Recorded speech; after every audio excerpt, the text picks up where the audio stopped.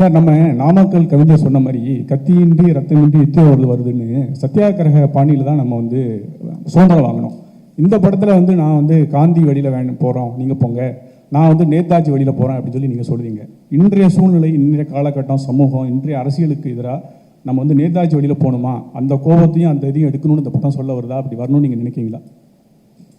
அதாவது நம்ம கலைஞர்களாக எல்லா காலகட்டத்தையும் தொட்டு பார்க்கலாம், கவிஞர்களாக எல்லா உணர்வுகளையும் உணர்ந்து பார்க்கலாம், தப்பு இல்லை, அதுபடி தான் வாழணுங்கிறது இல்லை. இது ஒரு கலை படைப்பு. ரௌத்ரம் பழகு என்று பாரதியார் சொல்லிட்டதுனால எல்லார்கிட்டையும் பழக வேண்டியது இல்லை. அந்த மாதிரி இந்த நேதாஜியின் வீரத்தை ஒட்டுமொத்தமாக மறக்க வேண்டிய அவசியம் கிடையாது. நமக்கு காந்தியின் பொறுமையை ஒட்டுமொத்தமாக இழக்க வேண்டிய அவசியமும் நமக்கு கிடையாது. இது ரெண்டையும் எப்படி கம்பைன் பண்ணுறதுங்கிறது யோசிக்கணும். நேதாஜியின் வீரம் என்பது வெட்டுக்குத்து மட்டும் இல்லைங்க. அந்த பயணம் பாருங்க, அந்த பட்டினி பாருங்க, அந்த திரட்டல், ஒன்று திரட்டல், அந்த திறமை, எந்த விதத்திலும் நம்முடைய தலைவர்களை ஒருத்தரை பிடிக்கும் ஒருத்தரை பிடிக்காதுன்னு சொன்னது இந்த பார்ட் 2 பார்ட் 3 வர்ற வம்பு தான் வரும். ஏன்னா ஒருவர் இல்லாமல் இந்த சுதந்திரம் கிடச்சிருக்காது. காந்தி மட்டும்தான் வாங்கி கொடுத்தாருங்கிறதே என்னால் நம்ம எல்லாம் பல்முனை தாக்குதல், அது தாங்க முடியாமல் வெள்ளைக்காரன் ஓடி போனது தான் உண்மை. ஒரு பக்கம் வன்முறை தாக்குதலும் இருந்தது, ஒரு பக்கம் அஹிம்சை தாக்குதலும் இருந்தது, சட்டபூர்வமான தாக்குதலும் இருந்தது. அத்தனைக்கும் மேலாக மக்கள் குரல் மேலே எழுந்தது. அது எனக்கு இந்த படத்தை பற்றி இவர் சொல்லும் போது எல்லாரும் இந்த பேன் இண்டியன் ஃபிலிம்களா இது அப்படிங்கிறாங்க. Pan Indian thought, pan Indian குற்ற உணர்வு, பேன் இண்டியன் கடமை உணர்வு, பேன் இண்டியன் வீரம். தேவையான நேரத்தில் இது எல்லாம் ஒன்றாய் குவிக்க வேண்டிய கடமை நமக்கு இருக்கிறது. அதனால் இந்த படம் இதை மட்டும்தான் சொல்லுகிறதுன்னு நினைக்கக்கூடாது. நாம் ஒரு ப்ரூஸ்லி படம் பார்க்குறோன்னா வெளியே உங்கள் மாமா மச்சான மூஞ்சியில் மிதின்றது அல்ல அதோட கருத்து. அது அப்படி பாருங்க, ஒரு கலையை எப்படியெல்லாம் கொண்டு போயிருக்கான் அந்த ஆள் ரசிச்சுட்டு வீட்டுக்கு எல்லாரோடையும் உட்காந்து சந்தோஷமாக விருந்து சாப்பிட்டுட்டு அதை விமர்சனப்படுத்த வேண்டும். இது ஒரு கலை படைப்பு. இதில் உங்களுக்குள் இருக்கும் வில்லனை சுட்டி காட்டுவது தான் படத்தில் வரும் வில்லனே. எல்லாருக்குள்ளேயும் ஒரு வில்லன் இருக்கு, ஒரு ஒரு கான்ஷியன்ஸ். வேணாம் செய்யாதேன்னு நீங்கள் தவறுகளே செய்யும் பொழுது ஒரு குரலுக்கு நீங்கள் செவிசாய்க்க மறந்ததனால்தான் அந்த தவறே நிகழ்ந்திருக்கும். தடிக்கு விழுறதுலேருந்து தற்கொலை பண்ணிக்கிறதுலேருந்து எதை எடுத்துக்கிட்டாலும் நீங்கள் உங்கள் மனசில் சொல்லிக்கொண்டே இருக்கும் ஒரு நியாயமான குரல், வேண்டாம் இதை செய்யாதேன்னு. நல்லது செய்யும் போதும் பல சிக்கல்கள் நமக்கு வரும்போது இல்லை செய்யுங்கன்னு அப்படி சொன்னதுனால தான் சங்கர் பார்ட் 2 பார்ட் 3 எடுக்கிறாரு. உள்ள ஒரு குரல் சொல்லிக்கிட்டே இருக்கு அவருக்கு, வேண்டாம் இந்த விஷப்பரீட்சை எதுக்குன்னு கூட 4 பேர் சொன்னால் கூட அதை விஞ்சி அந்த கருத்தை ஏற்றுக்கொள்ளுதல். அது மாதிரி வன்முறை நமக்குள்ளே இருக்கும், கோபம், நாக்கன் வெட்டணையா அப்படிங்கிறதெல்லாம் செஞ்சு பார்க்கக்கூடாது, சொல்லி பார்க்கலாம், செஞ்சு பார்க்கக்கூடாது. அந்த மாதிரி கலையில் அதை சொல்லி காட்டுவது தானே தவிர ரொம்ப சீரியஸாக நீங்கள் எடுத்துக்கூடாது வன்முறையை எஸ்பெஷலி. சார் வணக்கம், ரோஹினி ஃப்ரம் கோகுதம். சங்கர் சார், இந்த கேள்வி உங்களுக்காக. ஆஃப்டர் இந்தியன் 2 ட்ரெய்லர் ரிலீஸ் ஆன பிறகு சோஷியல் மீடியாவில் கிடைச்ச ரிவ்யூஸை எப்படி பார்க்குறீங்க? ப்ளஸ் 90s கிட்ஸ் இந்த படத்தை, அதாவது பார்ட் 1 ரீவிசிட் பண்ணிட்டு வரணுமா வேணாமா? இல்லை, சோஷியல் மீடியா அதை நம்ம அக்செப்ட் பண்ணி தான் ஆகணும். ஏன்னா அதில் வர நல்ல விஷயங்களை எடுத்துக்கணும், நெகட்டிவிட்டி சில தேவையில்லாத விஷயங்கள் நம்ம அவாய்ட் பண்ணிடணும். மெயினாக சோஷியல் மீடியாவில் நெகட்டிவான விஷயங்கள் வரும்போது அதனுடைய யூசர் நேம், அந்த ப்ரொஃபைலுக்குள்ளே போய் பார்த்தா அவங்க யாருன்னு தெரியுது. ஸோ அதில் எந்த அளவுக்கு உண்மை இருக்கா இல்லை வேணும்னுட்டு நெகட்டிவிட்டி பரப்புகிறாங்களான்றது புரிஞ்சிக்க முடியுது. ஸோ அதை நம்ம அண்டர்ஸ்டாண்ட் பண்ணிவிட்டு அதை எப்படி பேலன்ஸாக எடுத்துக்கணுன்றது புரியுது. அடுத்தது என்ன கேட்டிங்க? இந்த படத்தை ரீவிசிட் பண்ணிட்டு வரணுமா, அந்த இந்தியன் 1 ரீவிசிட் பண்ணணுமான்னு கேட்டேன். பண்ணாலும் நல்லது தான், பண்ணாமல் வந்தாலும் அந்த படம் ஒர்க் ஆகும். கமல் சார், சங்கர் சார், உங்களுக்கு ஒரு கேள்வி. சொல்லுங்கள். இந்த மாதம் 30ஆம் தேதி வந்தால் ஜென்டில்மேன் ரிலீஸ் ஆகி 31 வருஷம் நிறைவடையுது. 31 வருஷத்தில் உங்களுடைய நிறைய ஆசைகள் நிறைவேறி இருக்கும். நிறைவேறாத ஆசைகள் ஏதாவது பட்டியல் சொல்ல முடியுமா? நடிகர் திலகத்தை இயக்காதது உள்பட. இல்லை, நிறையா இருக்குங்க. நிறைவேறாததை விட நிறைவேறினதை நினச்சி நான் ரொம்ப சந்தோஷப்படுறேன். அதில் மெயினாக கமல் சாரோட 2 படம் பண்ணிட்டேன். இப்போது அது மூணு படம் ஆயிடுச்சு. வேறு என்னங்க வேணும்? நிறைவேறதை வச்சு நான் சந்தோஷப்படுறேன். கமல் சார் இந்தியன் ஃபஸ்ட்டு பாட்டில் உங்களுக்கு 3 ஜோடி இருந்தது. இதில் 3 அழகான ஹீரோயின் இருந்தும் உங்களுக்கு ஜோடி இல்லை. அது உங்களுக்கு வருத்தம் இருக்கு? அதாவது என்னுடைய ஜோடி அப்படிங்கிறது ஒரு பெண்ணாக தான் இருக்க வேணுங்கிறது இல்லை. ஏன்னா காரணம், கல்யாணத்தோட முடிஞ்சு போயிடாது வாழ்க்கை. ஒரு இளைஞன் அப்படிங்கிறதோட முடிஞ்சு போயிடாது. இப்போ எல்லாருமே தாத்தா வராருன்னு சொல்கிறத சந்தோஷமாக ஏற்றுக்கிட்டு இருக்கேன். அதுக்கு முன்னாடியே வித்து போட்டவர் சங்கர், அவருக்கு நன்றி சொல்லணும். மணிரத்னத்துக்கு நன்றி சொல்லணும். 30 வயசு 35 வயசுக்குள்ளே என்னை இந்த மாதிரி வேஷங்கள் போட்டதுனால வயோதிக பயம் என்பதை இந்த இருவரும் வைத்தியம் பண்ணி நீக்கிட்டாங்க என்கிட்ட. இதை விட பெரிய பயம் ஒரு கதாநாயகனுக்கு எதுவுமே இருக்க முடியாது. ஐயோ, இந்த மாதிரி இளவட்டங்கள்லாம் வர்றாங்களே, சுற்றி நான் ஒரு மரத்தை சுற்றினா 3 மரத்தை சுற்றி ஆடுறானே இருந்தால் அப்படிங்கிற பயமெல்லாம் இல்லாமல் பெருந்தன்மையுடன் they made me age gracefully in my mind. அதனால் எனக்கு ஜோடி இல்லைன்னு இவங்களுக்கெல்லாம் நல்லா ஜோடியை பார்த்து கல்யாணம் பண்ணி தலையெல்லாம் அரிசி அறுற அளவுக்கு அச்சதை போட்டு இதெல்லாம் பார்க்கணுன்னு ஆசை வரவழைச்சிட்டாங்க அவங்க. அதுக்கு நன்றி தான் சொல்லணும். ஜோடி இல்லையான்னு எத்தனை நாள் தான் வருத்தப்பட்டு இருக்கிறது. ராமானுஜாச்சாரியோடைய ஜோடி அந்த திருவரங்கம் தான். என்ன திடீர்னு பக்தி பேசுகிறேன்? நான் எல்லாம் பேசுவேன். அது அவருக்கு ஜோடி இல்லையே அப்படின்னா அதெல்லாம் ஒரு வாழ்க்கையில் ஒரு கட்டம். அதை நான் ரொம்ப ரசித்தேன்.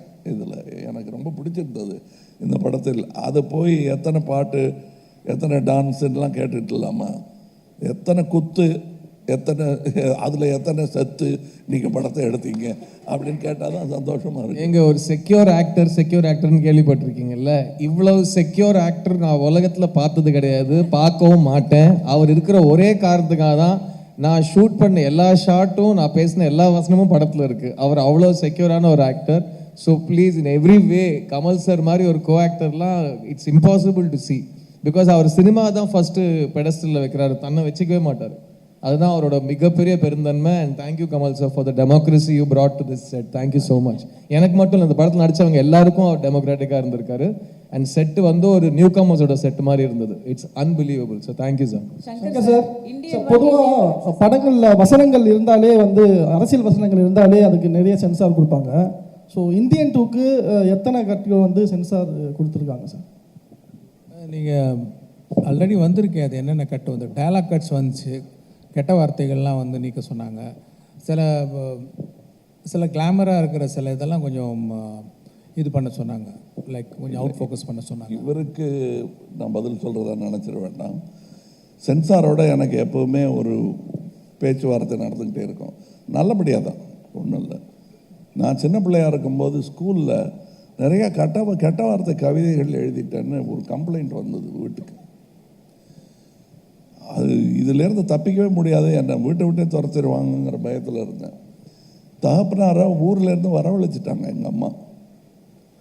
இவர் அதெல்லாம் எடுத்து பார்த்தார், என்ன எழுதியிருக்கேன்னு. தமிழ் சந்தம் உதவி தலையும் சீரும் சரியில்லைன்னார் ஃபஸ்ட்டு. அதான் பாட்டெல்லாம் நல்லாயிருக்கு, தலையும் சீரும் சரியில்லை.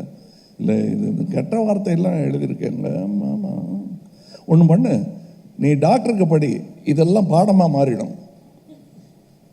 அப்படின்னாரு. நீ என்னென்ன வார்த்தைகள் யூஸ் படுத்திருக்கியோ இதெல்லாம் டாக்டருக்கு படிச்சேன்னா அது பாடமாக மாறிடும் இல்லையா? உறுப்புகள் பெயரெல்லாம் அதில் சொல்லியிருப்பாங்க, அவ்வளோதான் கெட்ட வார்த்தை, வேற என்ன கெட்ட வார்த்தை இல்லை. ஆண் மக்கள் தங்கள் செய்ய முடியாத தொழிலை பெண்கள் செய்யும் அந்த பொறாமையில் அவங்க அந்த தொழிலை இழிவாக பேசுறது தான் கெட்ட வார்த்தை. இவங்களால செய்ய முடிஞ்சிருந்தா அது கெட்ட வார்த்தையாகவே மாறி இருக்காது. இவ்வளோதான். இந்த கெட்ட வார்த்தைங்கிறதுக்கு வந்து நான் சென்சாருக்கு விடுக்கும் தூது. இது கலைஞன் ஒரு ஜெயகாந்தன் மாதிரியாக இருக்கிற ஒரு எழுத்தாளர் தன் கதையை, தன் கேரக்டரை ஆழ பதிவு செய்வதற்கு இந்த கெட்ட வார்த்தைகள் மிகவும் பயன்படும். கெட்டதையும் நல்லதையும் பக்கத்தில் வச்சா தான் இது உப்பு இது காரம்னு தெரியும். அதனால் சென்சார்கிட்ட நான் விடுக்கும் வேண்டுகோள், இந்தியன் படத்துக்கு இல்லை, அதான் முடிச்சு சர்டிஃபிகேட் வாங்கிட்டாருன்னு நினைக்கிறேன், நான் விடுப்பது இனி எழுதவிருக்கும் படங்களுக்கு. ஏன்னா நீங்கள் தடுத்துட்டதுனால என் பிள்ளைகள்லாம் தெருவில் கெட்ட வார்த்தை கேட்காம தப்பிச்சிருப்பான். கண்டிப்பாக எல்லாரும் எல்லா நேரமும் கேட்டுக்கிட்டு இருக்கிற வார்த்தை, அதில் எது தரம் குறைந்தது, எது தரம், நம்ம போடுற சட்ட கலரில் எது வசதியானது, எது விலை குறைந்தது, எது காடியானது, எது கம்மியானதுங்கிறத நம்மளை முடிவு பண்ண வைப்பது நம்முடைய சுற்றுச்சூழல் தானே. அந்த மாதிரி இது நடக்கும். தயவுசெய்து இப்போ இவர் காட்டுற வில்லன் வந்து இவர் அல்ல, ஆனால் அந்த வில்லனை அவர் யோசிக்கிறார், இப்படி ஒருவன் இருப்பது சமுதாயத்திற்கு கேடு என்று. இதெல்லாம் அனுமதிக்கணும், காட்டணும். இன்னும் வன்முறையினால் வரும் வன்முறையை சந்தோஷமான நிகழ்வாக படத்தில் காட்டாமல் அது வலிக்கிற மாதிரி காட்சிகளாக அதை காட்டினோம்னா வாழ்க்கையில் நிகழாது. இது தூது, அவ்வளோதான். சங்கர் சார், இந்தியன் 1, இந்தியன் 2 எது ரொம்ப சேலஞ்சிங்காக இருந்தது? கமல் சார், எஸ்ஜே சூர்யாவோட காம்பினேஷன் எப்படி வந்திருக்குன்னு சொல்லுங்கள் சார். சேலஞ்சிங் தாங்க. ஏன்னா வந்து மெயின் சேலஞ்சே வந்து பார்ட் 1 வந்துடுச்சு. அது என்ன கதாபாத்திரம், அவர் என்ன பண்ணுவார், எப்படி அட்டாக் பண்ணுவார், எல்லாமே ஓப்பன் சீக்ரெட். இதெல்லாம் மீறி பார்ட் 2 பண்ணணும்னா என்ன பண்ணுவீங்க நீங்கள்? ஸோ கிட்டத்தட்ட ஒரு 28 வருஷம் ஆச்சுன்னா ஒரு 20 வருஷமாக வந்து இந்த பார்ட் 2 கதை பண்ணணும்னு சொல்கிற உணர்வு இருக்குது. ஆனால் கதை அமையலை. ஏன்னா அதெல்லாம் தவிர்த்துட்டு சில விஷயங்களை தவிர்க்க முடியாது. ஸோ ஏற்கனவே பார்த்தது இல்லாமல் இந்த உணர்வை இறக்கி வைக்கணும். அப்படின்னும் போது இந்த கதையும் திரைக்கதையும் காட்சிகள் தான் பெரிய சேலஞ்சிங்காக இருந்தது. இன்னொன்று வந்து பார்ட் 1 வெறும் தமிழ்நாட்டை சுற்றி தான் நடக்கும் கதை. இது பார்ட் 2 வந்து இந்தியா பூரா விரியுது கதை. அப்படின்னும் போது நான் முடிஞ்ச வரைக்கும் அத்தனை ஸ்டேட்டையும் இந்த படத்தில் காட்டணும்னு நான் முயற்சி பண்ணியிருக்கேன், ஆல்மோஸ்ட் பண்ணியிருக்கேன். ஸோ அத்தனை ஸ்டேட்டையும் லொக்கேஷன் பார்த்து, அத்தனை ஸ்டேட்லேயும் பர்மிஷன் வாங்கி, அத்தனை ஸ்டேட்லேயும் ஷூட் பண்ணி கொண்டு வர்றது. ஸோ அது பெரிய சேலஞ்சிங்காக இருந்தது. மெயினாக வந்து ஆடியன்ஸ் ஏற்கனவே என்னுடைய படங்களை பார்த்துட்டு இதில் வரும்போது இன்னும் கொஞ்சம் ஏதாவது எதிர்பார்ப்பாங்க, அதை பூர்த்தி செய்யணுன்ற போது அது ஒரு பெரிய சேலஞ்சாக இருந்தது. சங்கர் சார், ஒரு கொஸ்டின் சார். அதான் வந்து நீங்கள் சாங் ரிலீஸ் ஆனதுக்கப்புறமே சோசியல் மீடியாவில் ட்ரெண்டிங்கில் இருந்தது. நீங்கள் வந்து இந்த சாங்கை ஏஆர் ரஹ்மான் சார்கிட்ட கேட்டிங்களா? இந்தியன் 2க்கு வந்து அப்ரோச் பண்ணிங்களா? ஏன்னா அவரும் பண்ணியிருந்தா இன்னும் கொஞ்சம் பயங்கரமாக இருந்திருக்குங்கிறது வந்து ரொம்ப பெரிய டாப்பிக்காக போச்சு. எதனால் அனிருத் சாரை சூஸ் பண்ணீங்க? நெக்ஸ்ட்டு வந்து நீங்கள் எப்போவே படம் எடுத்தாலுமே வந்து ஊழலை பற்றியே எடுக்கிறீங்க, சமுதாயத்தில் வேறு எதுவுமே இல்லையா அப்படிங்கிற மாதிரி நிறையா கமெண்ட்ஸ்லாம் நான் படித்தேன். அதை வச்சு தான் இந்த 2 கொஸ்டின் உங்கள்கிட்ட கேட்டிருக்கேன் சார். அது 2 மெயினாக வந்து இப்போ 2.0 படம் முடிஞ்சு போச்சு.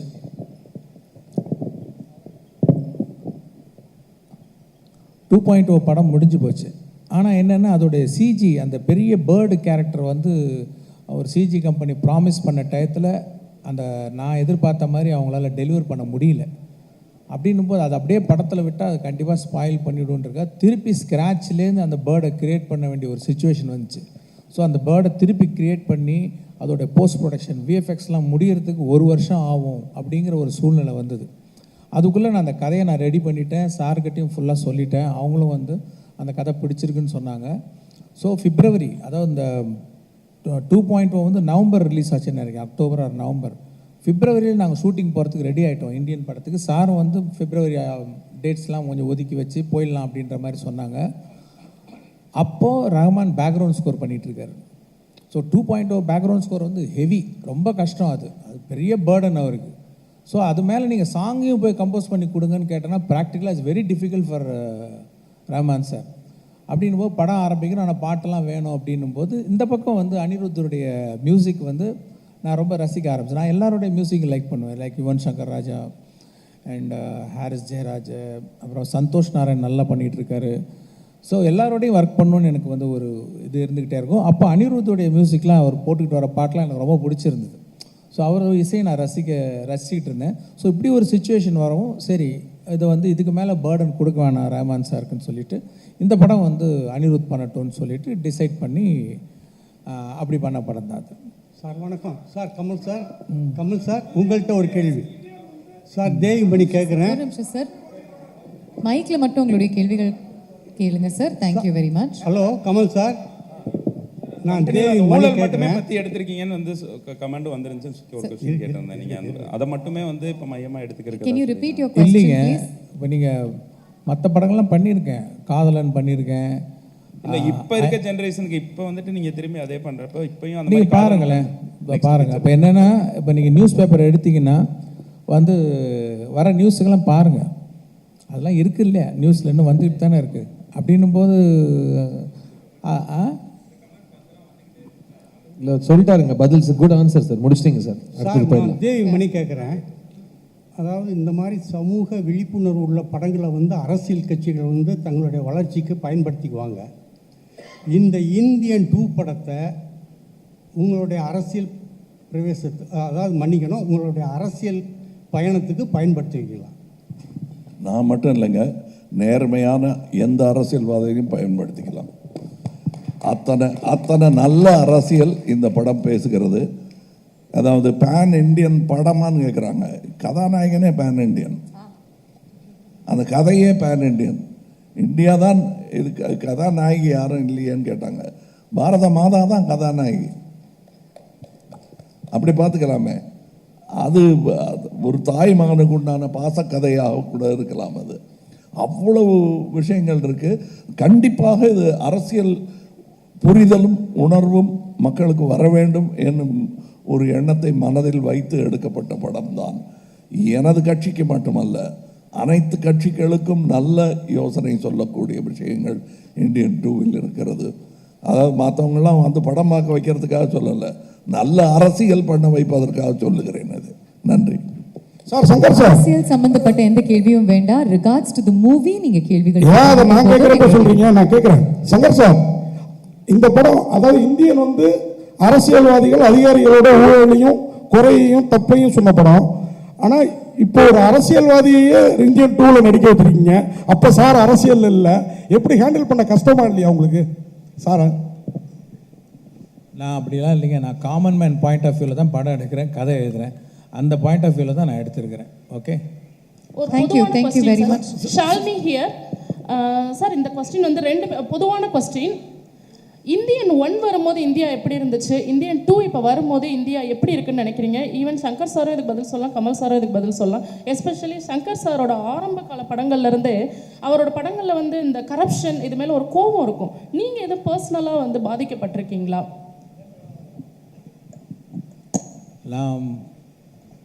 உங்கள் ஃபர்ஸ்ட் கொஸ்டின் என்ன? Sorry.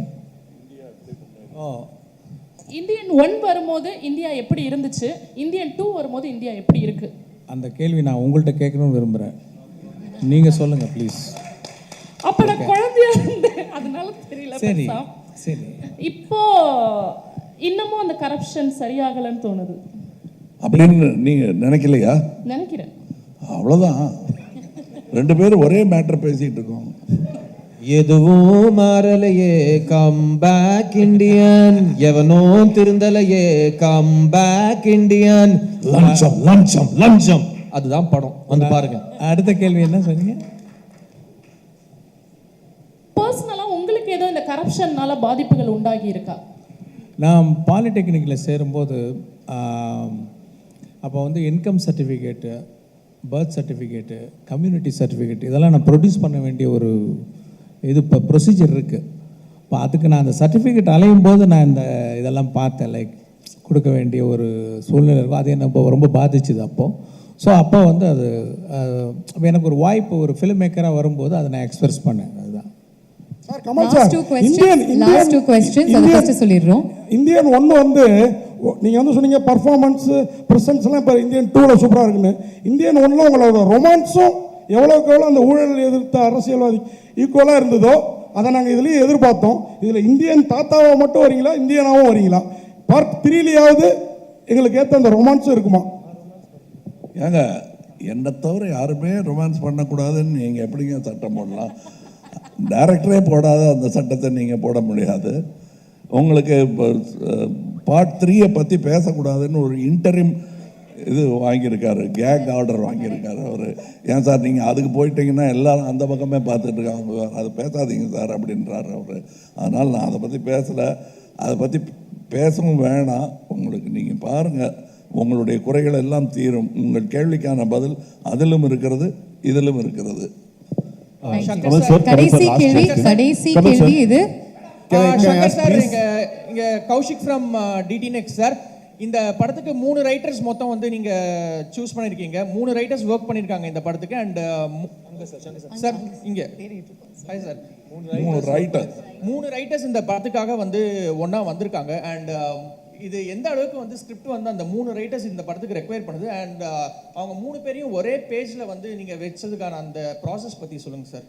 Because it's very interesting process. 3 ரைட்டர்ஸ்ங்கிறது ஒரு விஷனுக்காக வரதுங்கிறது, அதை பத்தி கொஞ்சம் சொல்லுங்க சார்.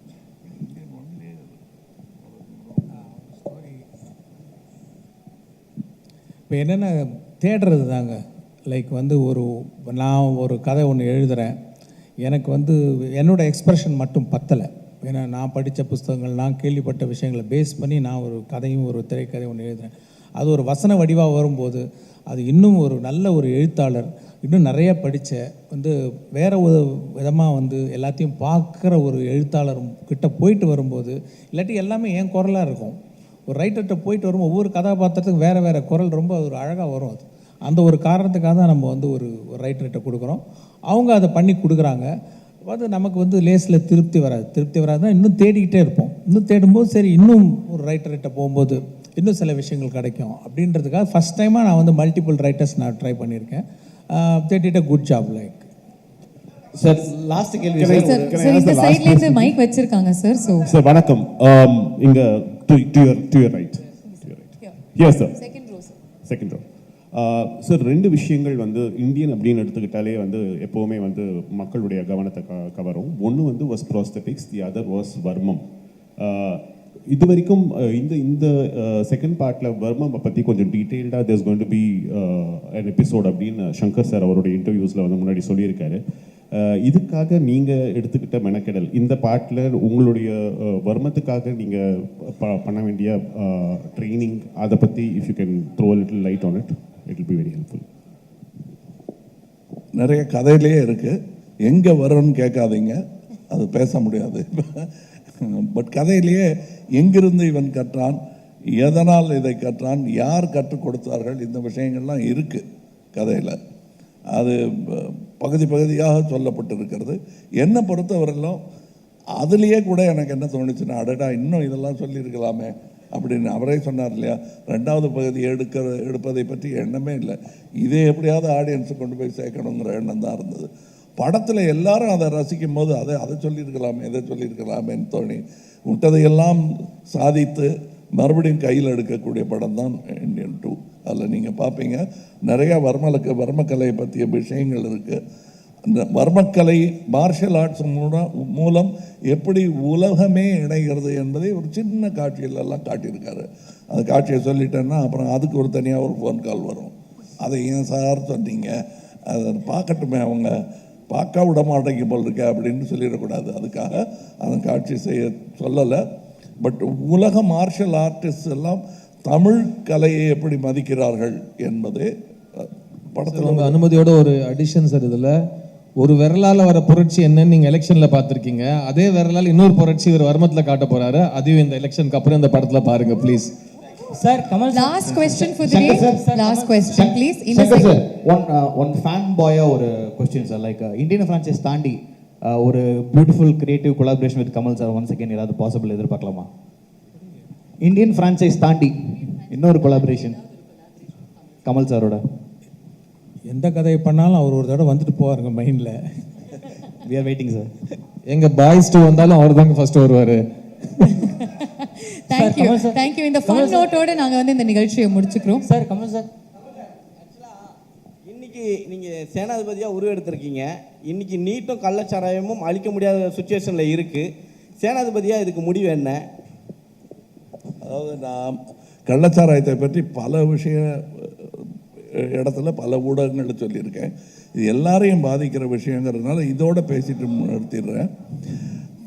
கள்ளச்சாராயம் வருவதற்கான காரணமே மது விலக்குத்தான். வள்ளுவர் வந்து மது விலக்கை பற்றி எழுதுறாருன்னா அப்பவே இருந்திருக்கு அது பெருசா. இது மத விலக்கி வச்சுட்டா அவனே மனதில் முடிவு செய்ய வேண்டும் இது உடம்புக்கு கெடுதல் என்று. விஷம் இதுதான், நெருப்பு இதுதான், இதை தொடக்கூடாது, இதை உண்ணக்கூடாது என்னும் உணர்வு பொது வெளியில் வர வேண்டும். அப்போ தான் இது போகுமே தவிர மது விலக்கு பண்ணி வச்சுக்கிட்டா கள்ளச்சாராயம் மிகும், அதனால் கள்ளச்சந்தை பெருகும், கள்வர்கள் பெருகுவார்கள். சார் கமல் சார் ஒரு கொஸ்டின் சார். சார் உலகநாயகன் கமலஹாசன் நாங்கள் வந்து ஃபியூச்சர் ஃபுல்லாக நாங்கள் கேட்டுன்னு இருக்கோம். இப்போ வந்து உலகநாயகன் தாத்தான்னு ட்ரெண்டிங் போயிட்டு இருக்கு. நீங்கள் கூட ஸ்டேஜில் சொன்னீங்க நான் இப்போ கூட தாத்தா தான் என் பொண்ணு மனசு வச்சான்னு சொன்னீங்க. ஏன் சார் அது மாதிரி சொன்னீங்க? சொல்லக்கூடாதுங்கிறீங்களா? இல்லை சொல்லலாம் சார். இப்போ வந்து நீங்கள் அதாவது இதெல்லாம் நீங்கள் பண்ணி வைக்கிற கோளாறு தான்.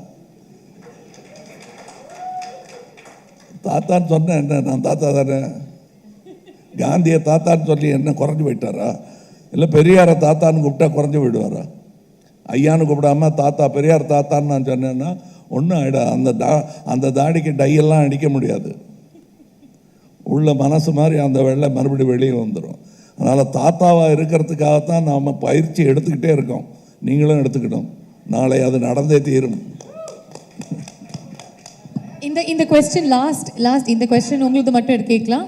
தயாரிப்பாளர் சங்கத்துல சார் சார் அவங்க வந்து இவ்வளவு நேரம் உட்கார்ந்துகிட்டு இருக்காங்க, பயப்படுறாதீங்க. யார் கையில மைக் இல்லைன்னா எந்த வசனத்துல பேசணுமோ அந்த வால்யூம்ல பேசிட்டு இருக்கீங்க. மைக் இருக்கு, கொஞ்சம் பார்த்து. நடிகருக்கு தடை விதிச்சிருக்காங்க. ஸோ அந்த லிஸ்ட்ல வந்து கமல் சாரும் இருக்காரு. இதை எப்படி பார்க்குறீங்க? ஏறுங்க, 4 நடிகருக்கு நடிக்கக்கூடாதுன்னு ஒரு தடை வந்திருக்கு. அவங்க தகவல் கொடுத்துருக்காங்க. ஆகா அவரா நீங்க அப்படின்னு நான் வடிவேலு டயலாக சொல்லிட்டு அத்தோடு நிறுத்திக்கிறேன். இது வந்து இந்தியன் 2க்கானது. இது பக்கத்தில் தான் அந்த பில்டிங், அங்கே போய் உட்காந்து அது பேசலாம்.